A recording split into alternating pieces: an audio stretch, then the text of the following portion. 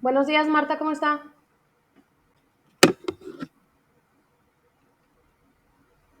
¿Sí me escucha?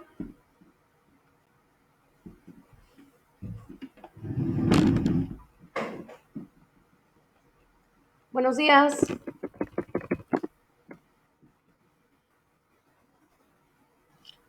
Marta, ¿sí me escucha?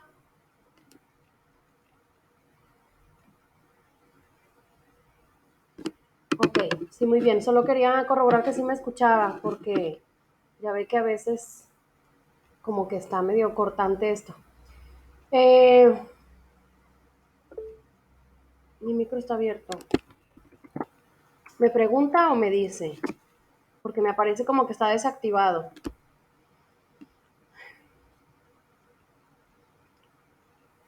Ok, bueno, vamos a empezar. Antes de comenzar, ¿tiene alguna duda respecto a las actividades?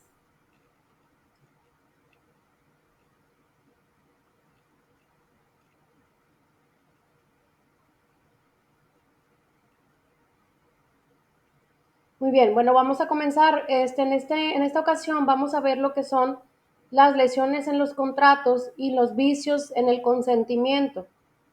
Eh, an- eh, Voy a presentar un video. Vamos a ver primero lo que son la lesión en los contratos. Y ahorita vemos lo que son los vicios del consentimiento. Vamos a ver si nos deja.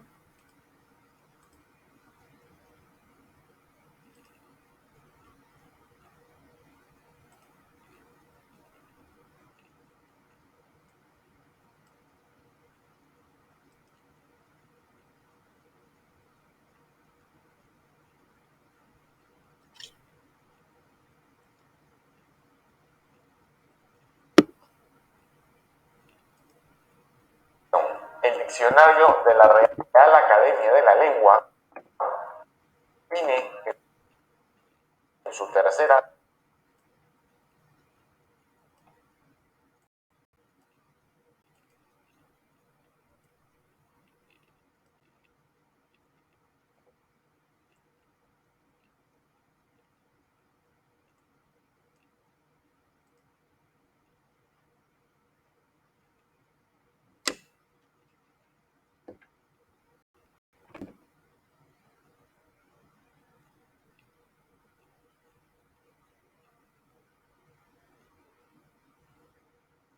fácil y sencillo para ti.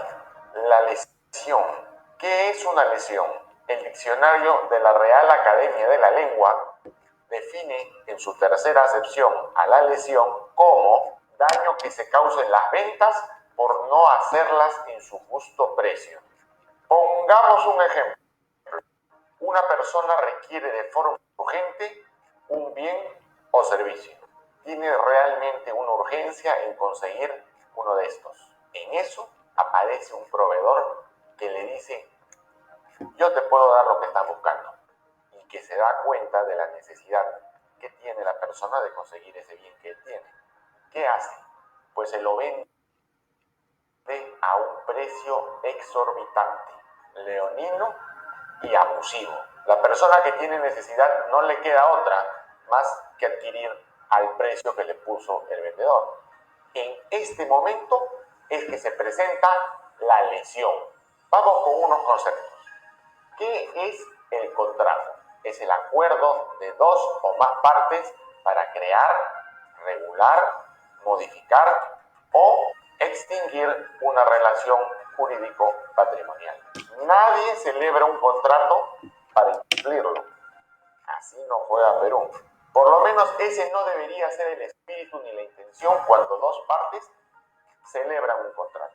El incumplimiento a veces se da porque a veces el negocio sale mal. Ello depende de muchos factores. Pero cuando se celebra un contrato llevado por la necesidad y alguna de esas partes abusa de la necesidad que tiene la contraparte, ya desde el principio hay un problema.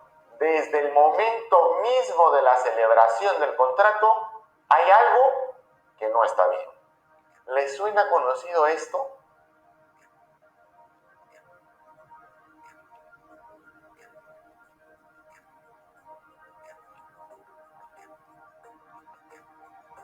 ¿Qué dice la primera parte del artículo 1447 del Código Civil? La acción rescisoria por lesión solo puede ejercitarse cuando la desproporción entre las prestaciones al momento de celebrarse el contrato es mayor de las 2/5 partes y siempre que tal desproporción resulte del aprovechamiento por uno de los contratantes de la necesidad apremiante del otro. Ejemplo: necesito vender mi casa para pagar los gastos de la clínica en la cual he tenido un familiar como paciente. Mi casa normalmente costaría $100,000. Aparece un comprador que me dice: yo te puedo comprar tu casa en este momento, pero te pago $30,000. Como yo necesito la plata urgente, la vendo a ese precio.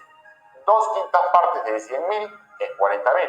Como se ve, la desproporción ha sido mayor a las 2/5 partes que exige este artículo. El segundo requisito es que esa desproporción resulte del aprovechamiento de una de las partes de la necesidad apremiante de la otra parte. Si se cumplen estos dos requisitos, ese contrato, desde su firma, está viciado y puede ser materia de una demanda por lesión. Si la parte perjudicada decide demandar la lesión, tiene que demostrar estos dos requisitos. Principio de carga de la prueba. Quien afirma algo tiene que probarlo. Pero cuando la desproporción es igual o mayor a las 2/3 partes, el aprovechamiento se presume. Este tipo de acción, demanda por lesión, es irrenunciable. Es decir, que si en el contrato te ponen una cláusula así, las partes acuerdan renunciar a cualquier acción de rescisión del presente contrato. Esa cláusula no vale. Lo que sí tienen que tener presente es que no tienen la vida eterna para reclamar y demandar la lesión. El Código Civil dice que la acción por lesión caduca a los 6 meses de cumplida la prestación por el lesionante.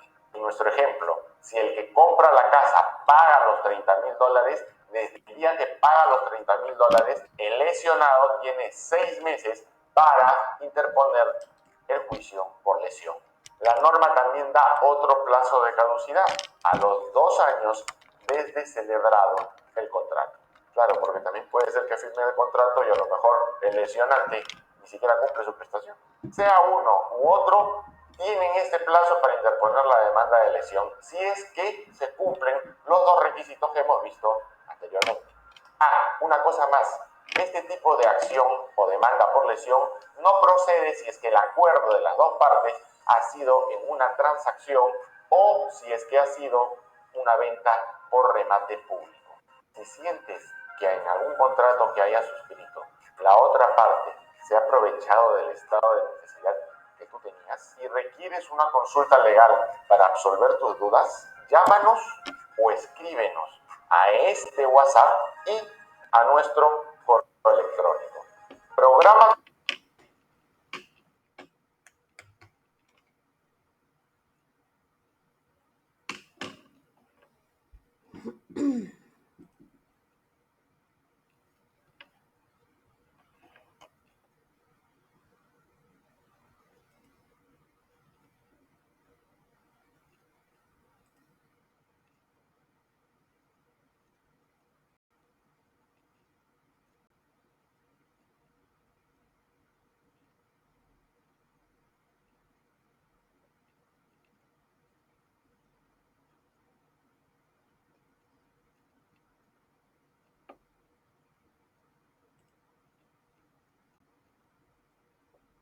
Ahí estamos.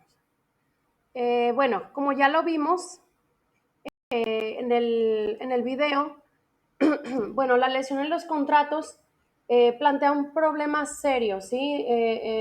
Dentro de lo que es el derecho, porque para su solución entran en conflicto aparentemente dos de los valores fundamentales que debe de tener todo contrato jurídico, que es la justicia y la seguridad, ¿sí? Por ejemplo, en el libro vemos que el principio de justicia conmutativa exige que las prestaciones en los contratos bilaterales onerosos guarden cierta equivalencia, porque todo desequilibrio notable entre el valor de estas prestaciones, va por consiguiente en contra del valor de la justicia. La justicia conmutativa también exige que reine la equivalencia en el comercio jurídico de la contratación, por lo que se requiere al intercambio de los valores, cosas o servicios que motive el trato humano cuando existen prestaciones recíprocas.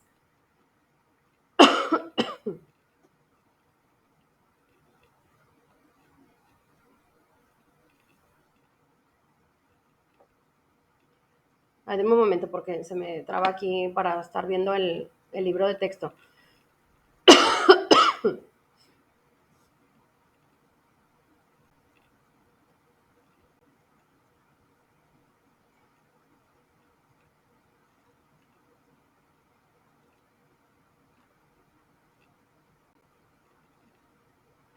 También nos menciona el autor que la seguridad jurídica no exige incondicionalmente que los contratos sean siempre cumplidos.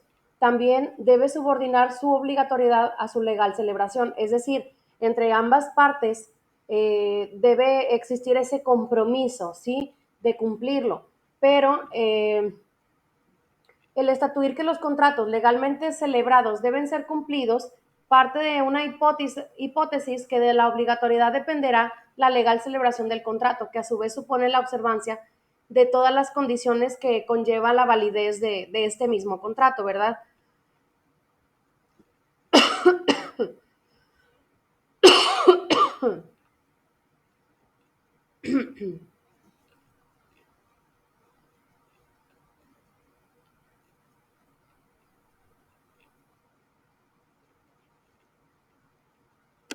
Ay, denme un segundo porque se me está trabando mucho la... Como el libro está muy pesado.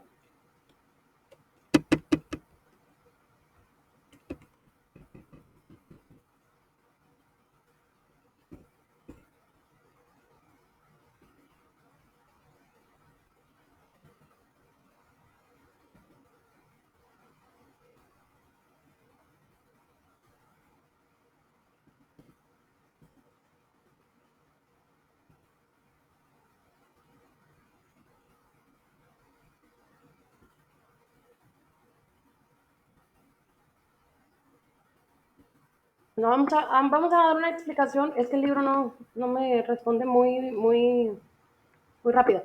Como vimos en el video, bueno, la lesión en los contratos, como nos explicaba aquí el abogado, viene siendo como cuando una persona se aprovecha de la situación en la que otra se encuentra para, pues, para adquirir un bien, ¿sí? Este bien puede ser un bien mueble, inmueble, pero siempre y cuando exista esa característica de que no le sea pagado lo que realmente tiene valor, ¿sí? Es ese bien. Entonces, cuando es de esta manera, bueno, como lo vimos en el video, se puede demandar esta lesión, ¿sí? Cuando se estima que la otra persona realmente sí se aprovechó, digo, porque a lo mejor ustedes me van a decir, bueno, pero nadie está obligado, nadie lo obligó a vender, como el ejemplo que nos daba el abogado, nadie lo obligó a vender su casa.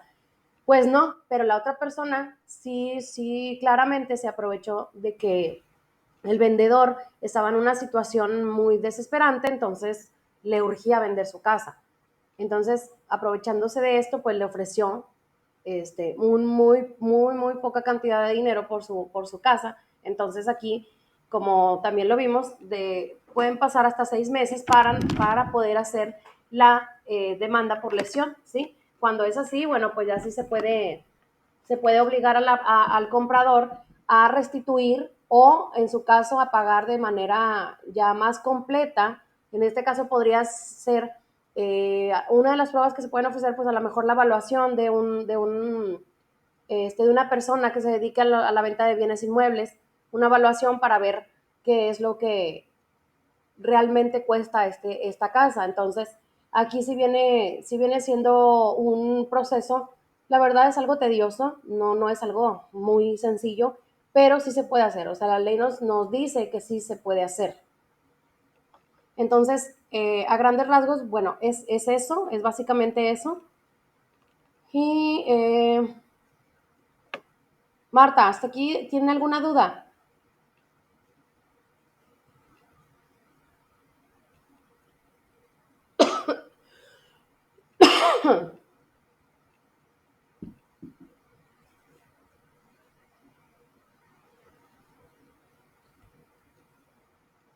Muy bien, sí, es que no le quiero dar mucha explicación con el libro, porque bueno, el libro nos menciona, de hecho, un proceso histórico, y bueno, quiero irme realmente a los,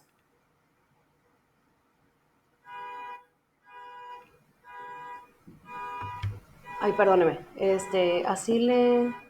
en serio, Marta, así le hizo su papá con su casa, y luego sí pudo demandar la lesión, ay, perdóneme el ruido, afuera hay una alarma, sí demandaron la lesión, en serio, y luego, ok, no, o sea, la tuvo que, a lo que entiendo es que la tuvo que vender por una urgencia, ¿verdad? Y la recuperó su hermana con ok, la recuperó. ¿Y cómo la recuperó? ¿Con una demanda de lesión? ¿O cómo le hicieron?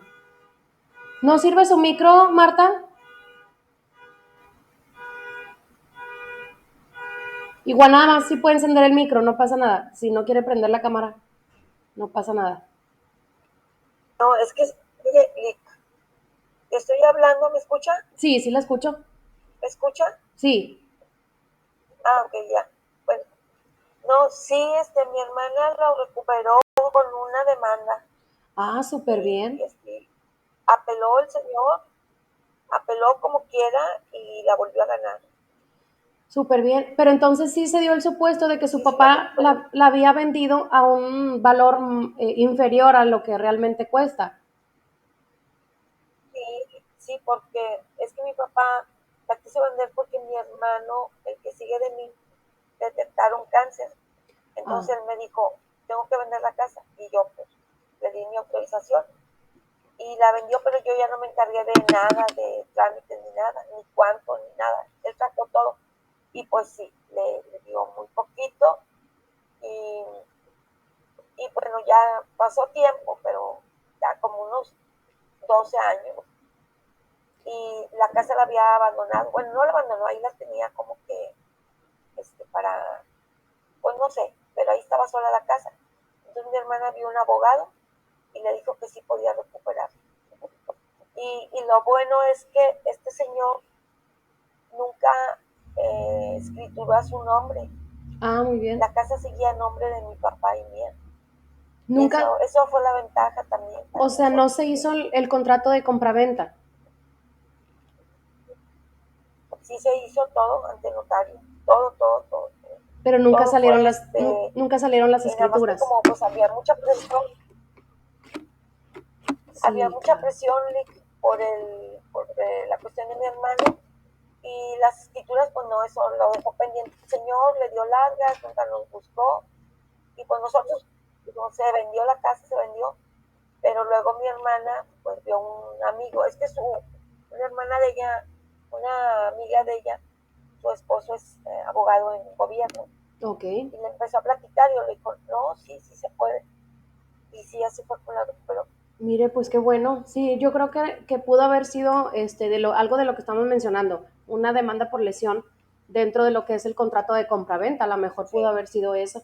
Ay, pues qué bueno, la verdad me da gusto. Digo, sí, son juicios que realmente duran bastante, bastante. O sea, está como los sí, intestados. A veces pasan años antes de que se pueda resolver un intestado. Pero bueno, respecto a esto, bueno, también ha habido varias reformas, incluso también se busca que de esta manera también puedan haber juicios orales. Entonces, bueno, todo es con el fin de que pueda hacerse más rápido, ¿verdad? De tener acceso a una justicia pronta y expedita como dice la ley, ¿verdad? Pero que realmente en la práctica pues no se da así todavía no llegamos a eso, pero esperemos que pronto. no, todavía se tarda para. Sí, Marta, a ver, déjeme nada más abro. A ver, déme un momentito. Ay, está fuera un coche bien ruidoso. Supongo que hasta lo escucho. Sí, pues es que es el ruido de la calle.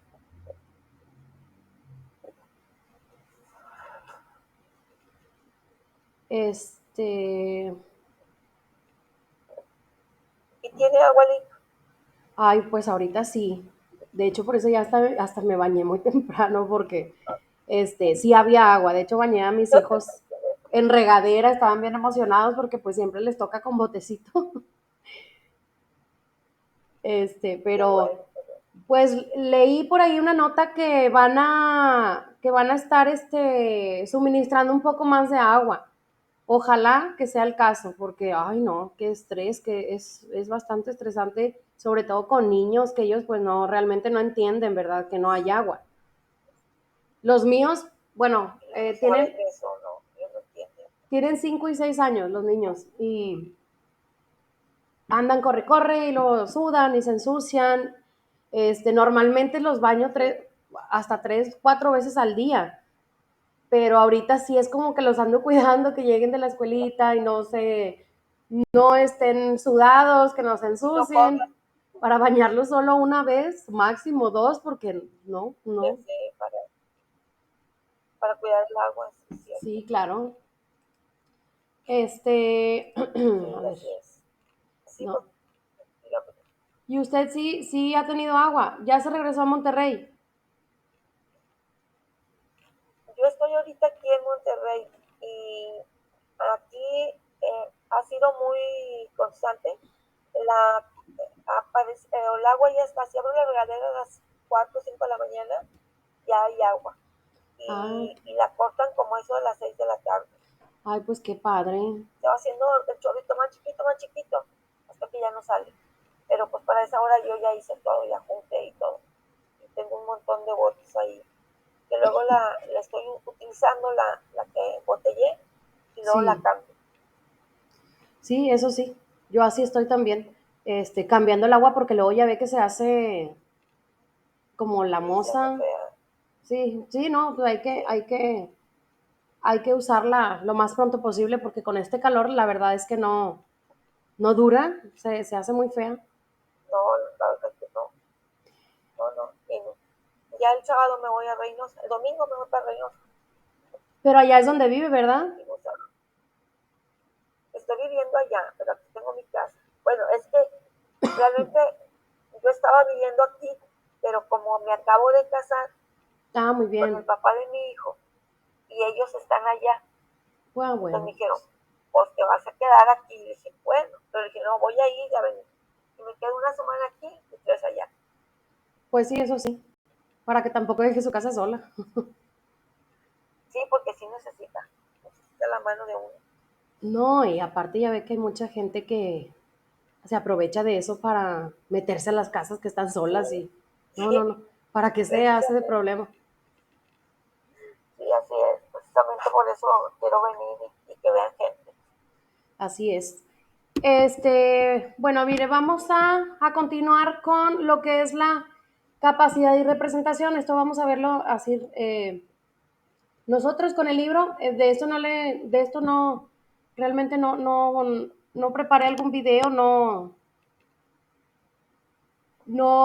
es algo muy, ay, perdón, no es algo muy, un tema muy tedioso realmente.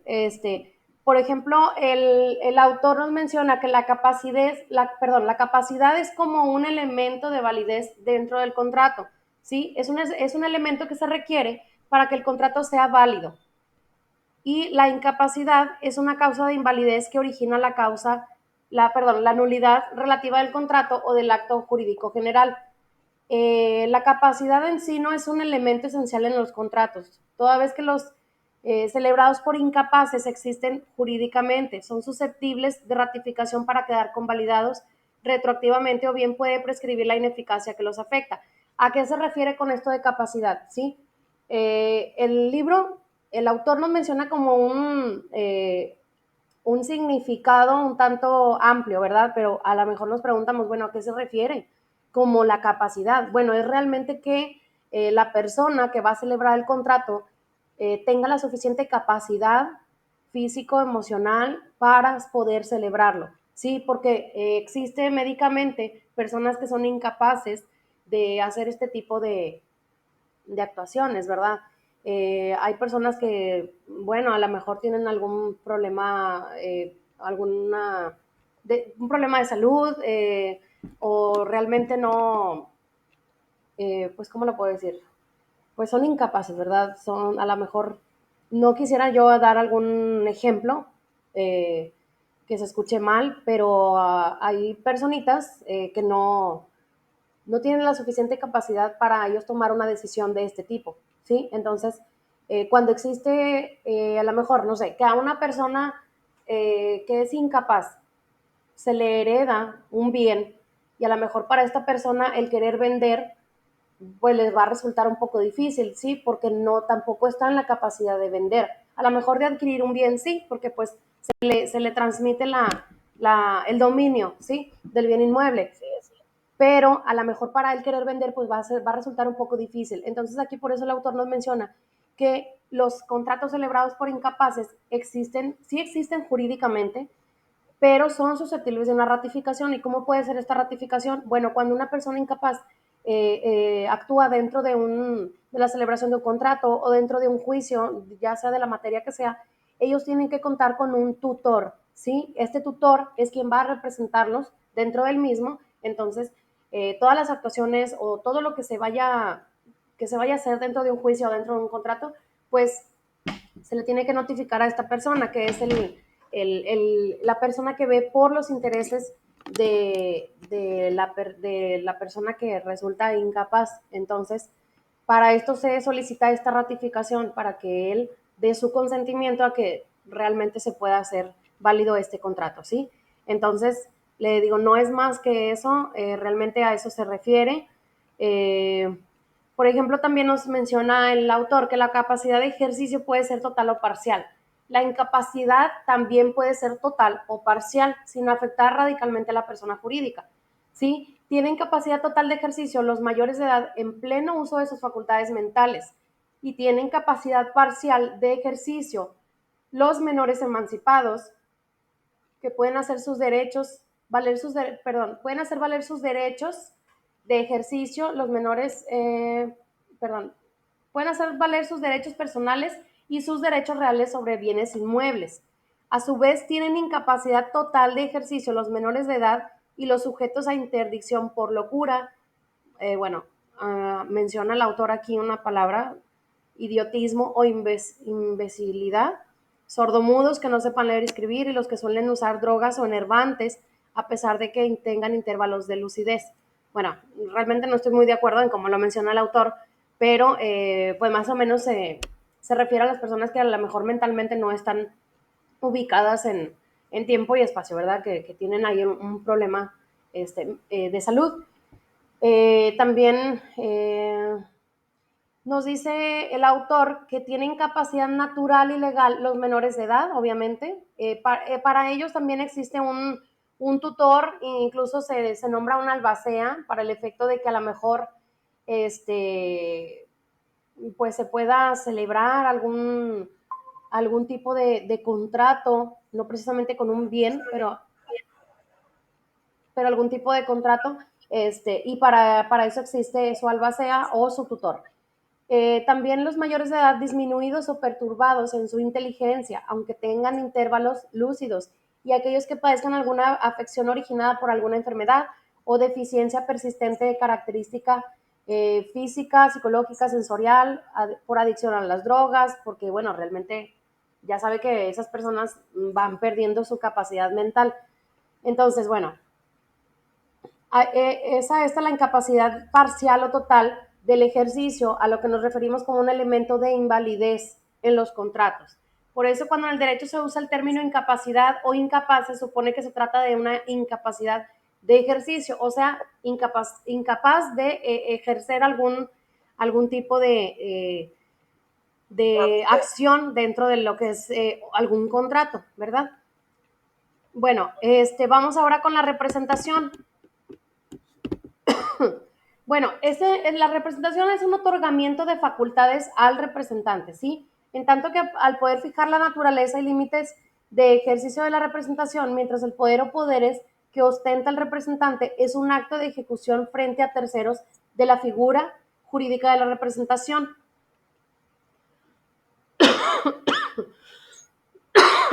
Ay, perdón. Bueno, la representación supone dos condiciones, ¿sí? La primera es que el acto jurídico se ejecute por el por el representante en nombre del representado y que ese acto jurídico se realice por cuenta del representado. Sí, en el primer elemento, que es que el acto jurídico se ejecute por el representante en nombre del representado, esto implica al segundo, pero no es, ¿cómo le puedo explicar? El acto jurídico que se ejecuta en nombre del representado siempre es por su cuenta, pero el que se celebra por cuenta del representado no siempre es en su nombre. Bueno, vamos a ver algunos ejemplos. El acto jurídico se ejecuta por el representante en nombre de su representado. Esto significa que es la voluntad jurídica del representado, aunque no su voluntad psicológica. Aquí vamos al ejemplo que estábamos viendo ahorita, ¿verdad? De la capacidad. Bueno, a esto se refiere, o sea, la representación conlleva a que tenga que ser esto por si existe una incapacidad. Entonces, la voluntad jurídica del representado, aunque no es su voluntad psicológica, la que concurre para la validez del acto jurídico, bueno, también se supone que el representante es un instrumento del representado, ¿sí? Entonces, bueno, yo no la quiero revolver mucho. La representación existe nada más por lo que mencionábamos ahorita, que una persona incapaz tiene que tener a alguien que lo represente dentro de un juicio o dentro de un contrato, ¿sí? Ya, para no revolverla, porque como quiera, aquí el autor sí nos da muchos supuestos, entonces, es básicamente eso. Vamos a ver ahora lo que son los vicios del consentimiento. Aquí sí le voy a presentar un video. Vamos a verlo y ahorita ahorita lo explicamos. Sí.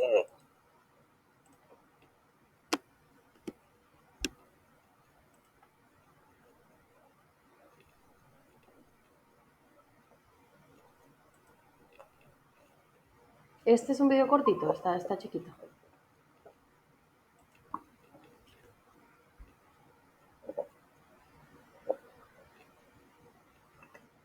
En esta ocasión vamos a ver un tema relacionado a los actos jurídicos y su validez.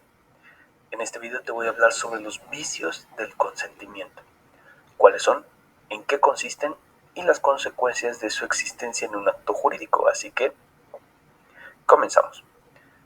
Es muy usual que en todo contrato, dentro de las cláusulas finales, se deje establecido que en dicho contrato o convenio no se surte ninguna hipótesis de vicios del consentimiento.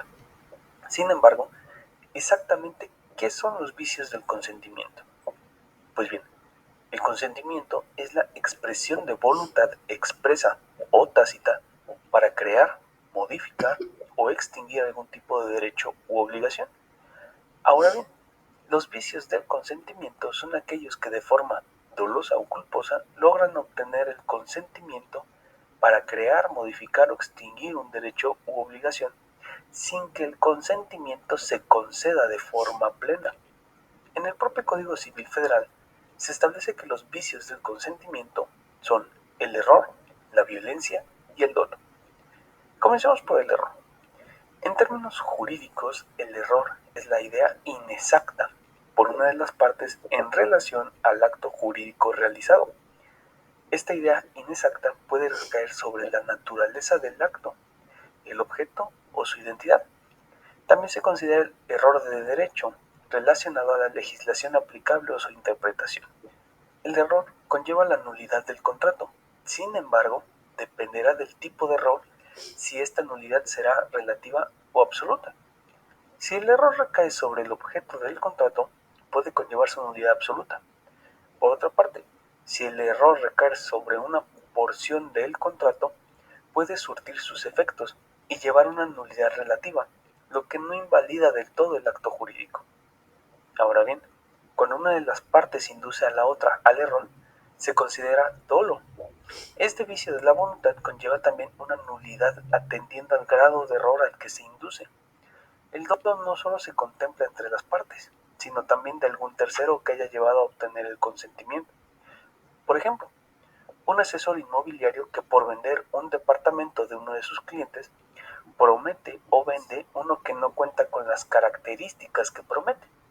De esta forma existe una inducción al error por parte de un tercero. Finalmente, la violencia. El consentimiento obtenido por violencia es nulo absolutamente.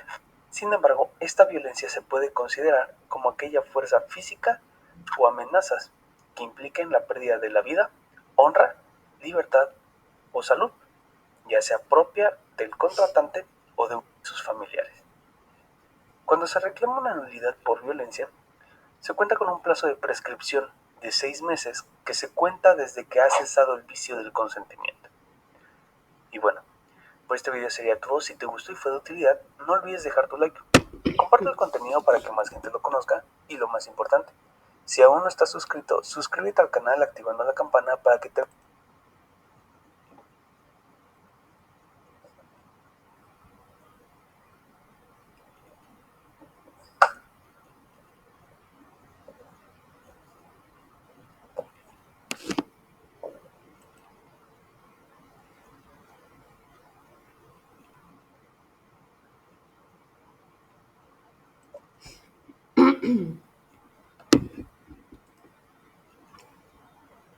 Bueno, como ya vimos, los vicios en el consentimiento son definidos como los defectos que afectan a la conformidad de voluntades, es decir, que son componentes que impiden que el consentimiento pueda reunir las características necesarias para su validez. Estos vicios del consentimiento son aquellos que causan una anulabilidad dentro del contrato, o sea, que hace que algo sea nulo, ¿sí? Que se anule. Entonces, de un segundo, déjeme nada más abro aquí un documento.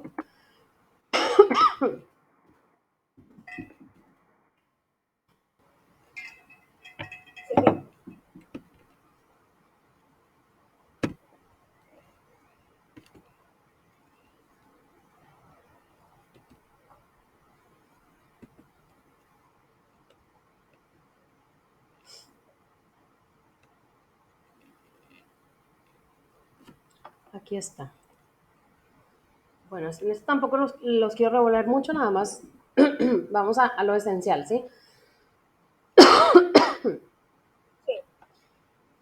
Bueno, ya vimos ciertas características de lo que son los vicios del consentimiento, ¿sí? Entonces, en cuanto al error, determinamos ya los grados, que son el que destruye la voluntad originando la existencia del acto jurídico o del contrato.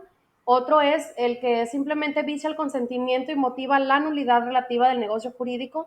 Y finalmente el error que es indiferente en cuanto a la validez del acto o contrato. También existe un dolo, ¿sí? Un dolo dentro de esta circunstancia. Bueno, aquí se parte de la distinción fundamental que distingue el dolo principal, que nulifica el contrato, y el incidental, que carece de efectos en cuanto a la validez del mismo. El primero,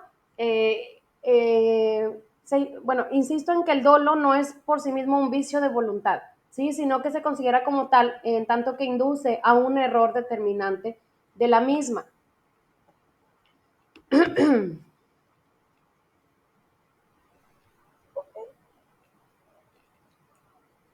Bueno, dentro de lo que son estos vicios, bueno, ya vimos algunos, ¿sí? Ya vimos lo que es la lesión, la incapacidad, el dolo, que es lo que estamos viendo. También existe un error, ¿sí? Que es cuando, bueno, alguna de las partes comete cierto error dentro de lo que es un contrato y otra persona se aprovecha del mismo para adquirir algún beneficio dentro de lo que es un contrato. Porque, bueno, sí se da mucho el supuesto de que dicen, ¿verdad? Es bien conocido cuando dicen, es que no leí las letras chiquitas, es que no leí esto. Entonces, bueno, ahí realmente la persona está cometiendo el error de no revisar bien un documento antes de firmar, ¿verdad? De comprometerse al cumplimiento de ese contrato. Bueno, por ejemplo, si ya lo vemos ese concepto dentro de lo que es el tema, perdón, en materia civil, el error de derecho, de hecho, invalida el contrato cuando recae sobre el motivo determinante de la voluntad de cualquiera de los que contratan.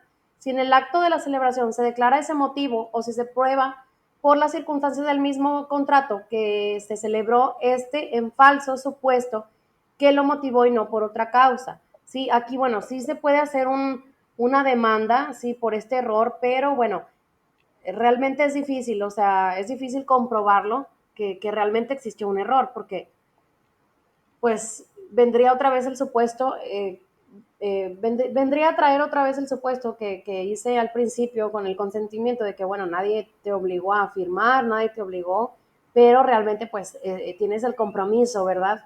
Tu obligación es leer todo el contrato, enterarte de todo lo que está estipulado dentro de él antes de que puedas comprometerte, ¿verdad? Al cumplimiento. Así es. Bueno, Marta, ¿hasta aquí hay alguna duda? Realmente este tema, o sea, No, ujú. no, me está quedando claro. Muy bien, Marta. Bueno, hasta aquí ya sería el tema. A ver, o sea, realmente era muy pequeñito, era muy sencillo.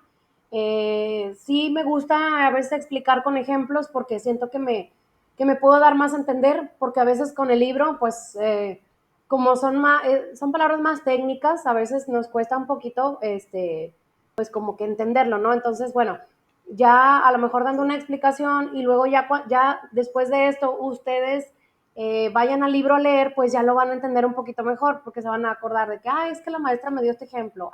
Pues sí, entonces creo yo que es un Va poquito a más quedar más fácil. claro. Ok, Marta, bueno, me despido de usted en esta clase. Ahorita en 5 o 10 minutos la veo en la próxima. Sí, está bien, ahorita la veo. Ok, gracias. Gracias. Gracias, hasta luego.